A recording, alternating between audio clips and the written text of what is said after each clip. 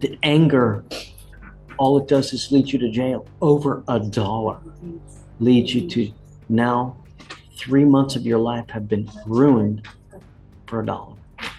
Today's courtroom moment is proof that sometimes it's not about the money, it's about everything underneath. Enrique Alvarez isn't just in court because of a missing dollar. He's here because of years of anger, violence, and a family. Relationship that shattered long before the police ever showed up. Even Judge Fleischer, who's seen it all, is left stunned by the story that unfolds. Enrique Alvarez. In custody? Yes, sir. It's an arraignment. Okay. 27, 28. Is he out there? Is he? You want me to bring him out? Okay. Enrique Alvarez, please. He has an ag rob from 2012, another ag rob from 2015, a continuous family violence that was just dismissed Was today. it dismissed? Today. That's what I was confused about. Okay. I see a dismissal on a that continuous. had not come through on mine yet. Okay, As of so this morning, it wasn't dismissed, so. we've been trying to figure it out. I'm now seeing it's dismissed. Okay, so that makes sense. The continuous was for the two AFMs that he was charged with on, these two. So I was trying to figure out what was going on. They're from the same day. It looks like the same transaction. It's his mom and dad is how I read it in the So Genesis. did he allegedly beat up mom and dad? Yeah, sure. Okay, that's why it's two. So someone mistakenly just put it two together and charged as a Well, felony? actually, on the penal code, Judge, it's continuous. The way that you bring two people, even the same day, is continuous. But it was refiled, so that's immaterial now, Is because this what you wanted to be two misdemeanors? And So I wasn't on the felony. I was just trying to figure out what was happening because we had the two misdemeanors from the same transaction as the continuous. So now that I know it's being dismissed. speak English, sir.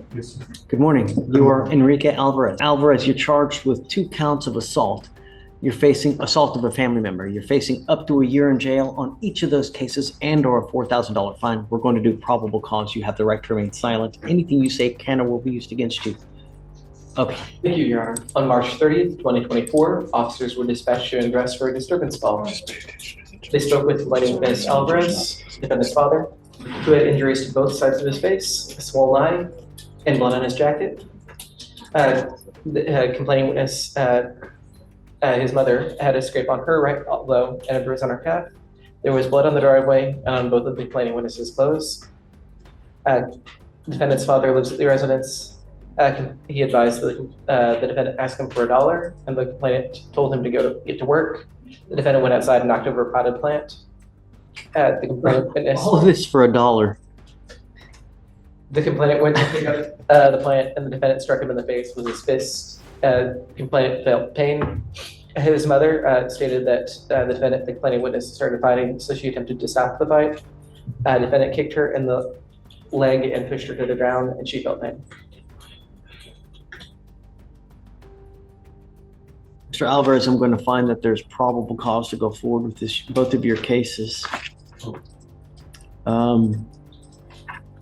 Sam, where do we go from here? Just with like a bond set, because there's no bond set at this point. And he's been in custody for, I believe, the last 3 months on the continuous. Wow, really? Yes, so I think we're gonna have to figure out what it is we want to do on this. It's jail. Well, I just been doing my. Just, you have some serious anger issues, man. I don't know why. You have an ag rob, another ag rob. You had that continuous. Got to do some soul searching, Mr. Alvarez. Yes, sir. That attitude or that. Don't forget to like the video and subscribe to the channel if you like the content. The anger, all it does is lead you to jail. Over $1 leads you to now 3 months of your life have been ruined for $1.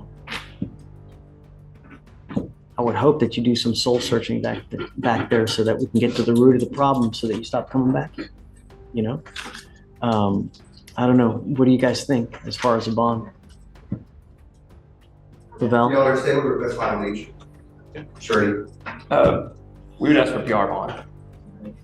I'm not going to grant the PR bond. I just, you scare me, Mr. Alvarez, really. You do, because with the prior two ag robs, and it's mom and dad, you know? I mean, really. It's how many times they change your diaper?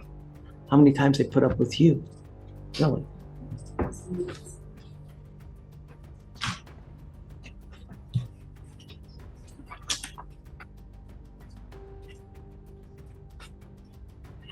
I'll set it at 3,000 each. Yeah. Mr. Alvarez, I don't know if you're gonna bond out, okay? But if you do, you're not to have contact with your mother or your father. I'm also going to issue orders for protection on each of those of your mom and dad. So if I can get this thing to work.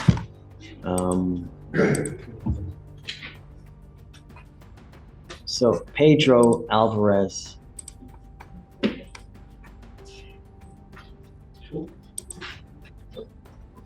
And Maria Garcia de Alvarez, they're both now will be identified as protected individuals. You cannot commit family violence or an assault against them.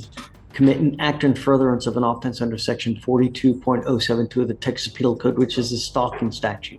You cannot threaten, harass, use another person to communicate a threat or harassing behavior.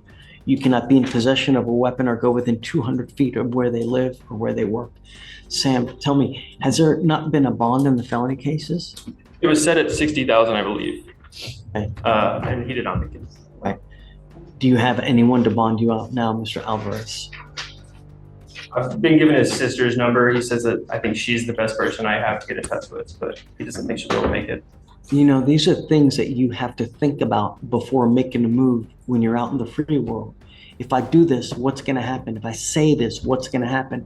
If you don't have anyone in this world that's going to bond you out, is it worth it? You know, I think that at this point, probably what would be best is let's get a TRAS done.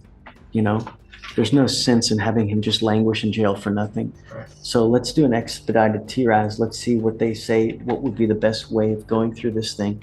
You know, I don't want to keep you in there forever. That's not the goal of here. We don't like to just keep people in jail, but we need to get to the root of the problem to figure out where the anger stems from. Once we get to that and figure out and deal with it, then you can go ahead and live your life and work, make money, and perhaps get married and have kids, you know? But the last thing we want is you to get out there in the real world and, God forbid, have a child and release on that child. That's not what we want. So let's address this anger issue. Let's get to it.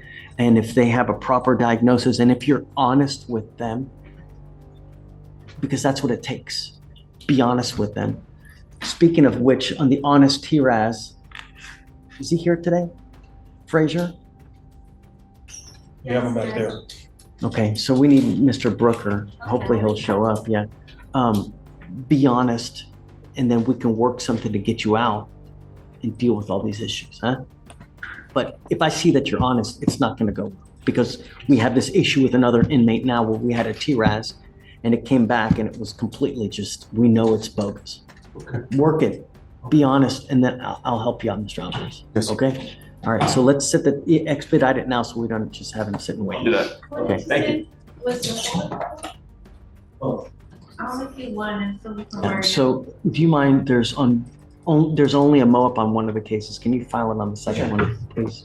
All right. Okay. It's easy to see courtrooms as places for quick decisions, guilty or not guilty, but sometimes they're mirrors.